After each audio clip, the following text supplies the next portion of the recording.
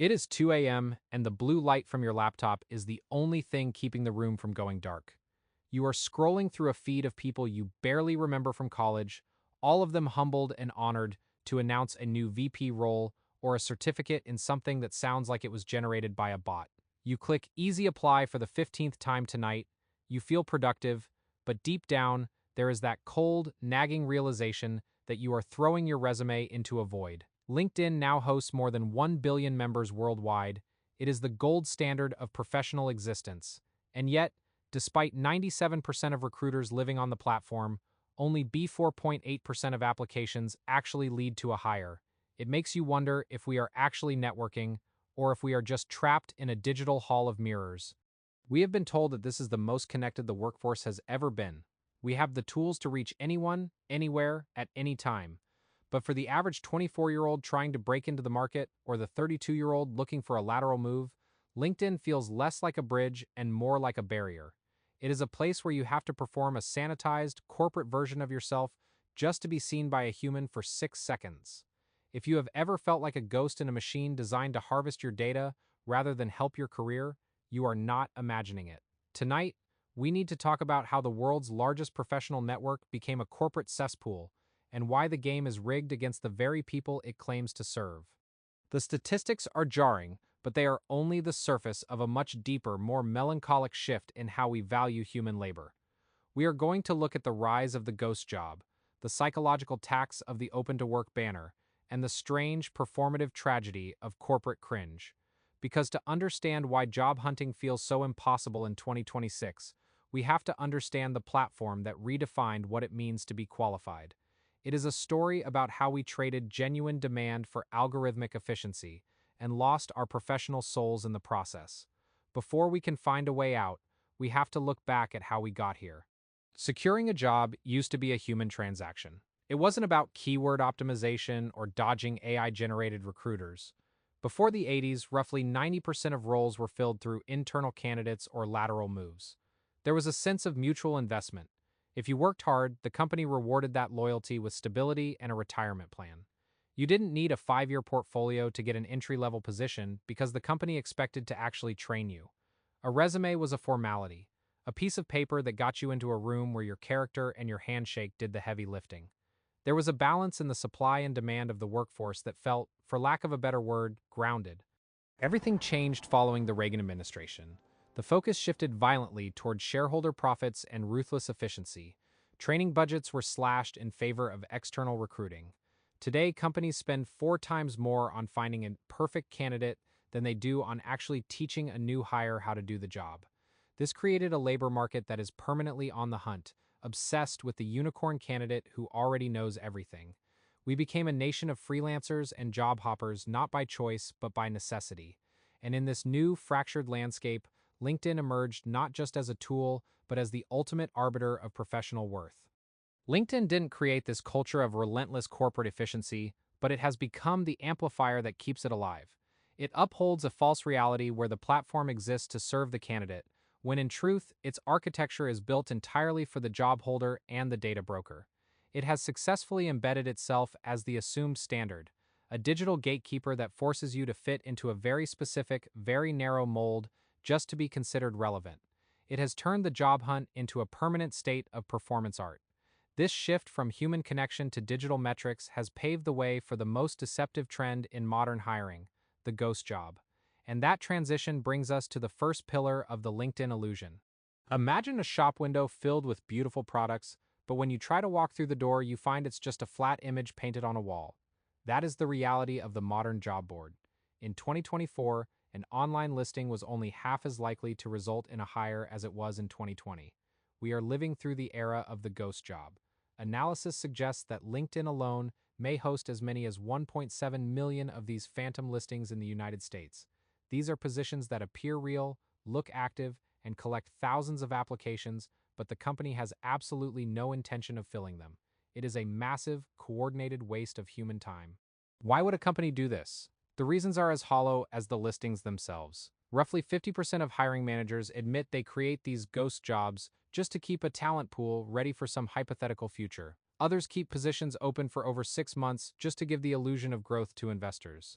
If the help wanted sign is always up, it looks like the company is thriving, even if the office is actually empty. Some agencies go even further, using AI-generated recruiters with fake work histories to reach out to you, just to see what the market looks like. You aren't a candidate to them, you are a data point in a market research study you never agreed to join. But the deception goes deeper than just fake growth. These listings serve a secondary, more lucrative purpose: data harvesting. As a Microsoft-owned platform, LinkedIn is a key player in a massive ecosystem of personal information. Your work history, your salary expectations, even your job tenure, it all flows into databases used by giants like Facebook, Amazon, and Oracle. In the United States, Equifax has assembled one of the most powerful private databases of personal info ever created, fueled by data from 75% of Fortune 500 companies. Every time you update your profile, you aren't just optimizing for a job, you are enriching a profile that is sold back to the highest bidder. When you realize that you are the product, the frustration of the job hunt starts to make a cynical kind of sense. The platform isn't broken because you can't find work, it's working perfectly because it's keeping you engaged, updating, and clicking. Even the applications that are real are often never seen by a human eye. 75% of qualified applications are filtered out by algorithms before a recruiter even knows they exist. And the ones that do make it through, they get about 6 to 8 seconds of attention. This has forced us into a state of perceptual optimization, where we worry more about how we look to a machine than how we actually do our work. This obsession with perception is most visible in the Open to Work banner. On paper, it's a simple tool to show availability. In reality, it has become a mark of desperation. Former recruiters from places like Google and Amazon have called it the biggest red flag in the industry. The logic is as twisted as it is cruel. Recruiters want a candidate. They want to hunt you down while you're already employed. By signaling that you are actually looking for work, you shift the power dynamic. You become available, which in the distorted logic of corporate prestige means you are lesser than. It's a system that punishes you for being honest about your needs. Because LinkedIn rewards this surface-level desirability, it has birthed a culture of cringe that is almost hard to watch. We have all seen the posts. Someone gets fired and thanks their employer for the opportunity to grow. Someone else announces they have officially divorced their spouse so they can focus on SEO optimization and the company's bottom line. It sounds like a parody, but in the LinkedIn echo chamber, these are the posts that get engagement. It's a performance of loyalty to a machine that doesn't love you back. We are encouraged to thank the hand that drops us, all in the hopes that the next hand will find our resilience attractive. This performance art is especially punishing for those just starting out. Employment gaps are seen as stains on a character rather than parts of a life. 77% of recruiters think a gap means you need extra training. 70% assume it means you'll be less productive. For Gen Z, this is a trap. You are entering a market where entry-level roles now require 3 years of experience, and the very platform you're told to use is designed to hide your profile if you aren't currently employed. It creates an environment where founder has become the second fastest growing job title for recent grads. Not because everyone is an entrepreneur, but because no one wants to admit they are just waiting for a chance. The bias against younger workers is documented and depressing. Surveys show that over half of U.S. managers think recent graduates are unprepared or too sensitive. They believe Gen Z lacks communication skills, yet they rely on a platform that replaces conversation with standardized templates and one-click interactions.